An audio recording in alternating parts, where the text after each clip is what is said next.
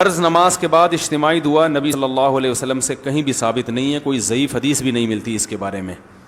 اسی وجہ سے فقہ کی کتابوں میں بھی اس کا تذکرہ نہیں ہے. یہ بر صغیر میں ایک چیز رائج ہو گئی ہے، تو اب جو چیز رائج ہو جائے اس کو ایک دم سے چھوڑنے میں فتنہ ہوتا ہے، تو اس لیے اس کو آرام آرام سے تمیز سے آہستہ آہستہ چھوڑنا چاہیے. جیسے میں نے اپنی مسجد میں پہلے اجتماعی دعا ہلکی پھلکی کرائی کچھ مہینے، پھر پہلے میں نے آہستہ شروع کی تو لوگ دیکھتے تھے یہ زور سے دعا کیوں نہیں مانگتے، تو ہم نے کہا پہلے سائلنٹ پہ آنے دو لوگوں کو. اجتماعی کراتا تھا لیکن آہستہ. پھر جب لوگ اس کے عادی ہو گئے اور اس کے بعد پھر میں نے اجتماعی بھی چھوڑ دی، اخپل طریقے سے مانگ رہا ہوں، یعنی ہاتھ اٹھاتا ہوں مگر نیت اجتماع کی نہیں ہوتی، اپنی پبلک اپنی مانگ رہی ہوتے ہیں، اپنی مانگ رہے ہوتے ہیں. جب یہاں اس کے لوگ عادی ہو گئے پھر اچھا پہلے تو یہ بتاتا تھا ہاتھ اٹھاتے ہوئے نا اللہم انت السلام یوں پڑھتا تھا، نیت ہوتی تھی اپنی. پھر جب لوگ اس کے عادی ہو گئے تو پھر ہاتھ اٹھاتے ہوئے پبلک کو پتہ ہی نہیں چلتا، اب ہاتھ گراتے ہوئے بھی پتہ نہیں چلتا. تو شروع میں لوگ کنفیوز ہے یار امام صاحب دعا ختم کر کے تھے پتہ ہی نہیں چل رہا ہوتا، کوئی نہ مس کال آتی ہے نہ کوئی آواز آتی ہے. تو کچھ لوگوں نے اعتراض کیا، کچھ مڑ مڑ کے دیکھ رہے ہوتے تھے ہاتھ گرائیں کہ نہیں گرائے ہیں. تو میں اسے کہتا تمہیں اس سے کیا ہے کہ میں دعا مانگ رہا ہوں کہ نہیں مانگ رہا، تمہیں اس سے کیا مسئلہ ہے، میری مرضی. تو پہلے اس پہ اعتراضات ہوئے، ہوتے نا یہ امام کو باہر نکالو، کسی نے کہا یہ پتہ نہیں کون سا آ گیا، یہ وہاں بھی ہے، کسی نے کہا کیا ہے. پھر جب اس کے عادی ہو گئے نا ابھی یہاں تک آ کے بریک لگ گئی ہے میری.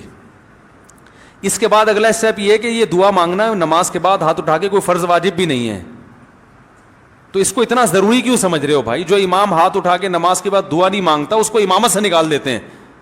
تو اب کچھ دنوں میں اس پہ بھی آہستہ آہستہ پبلک کو سیٹ کرنا ہے کہ اگر امام سلام پھیر کے تسبیح پڑھ کے گھر چلا جائے، دل میں دعا مانگ لے یا گھر جا کے مانگ لے، تو اللہ کی رسول کی طرف سے امام اس بات کا پابند نہیں ہے کہ وہ گن پوائنٹ پہ اس سے دعائیں منگوائی جائیں.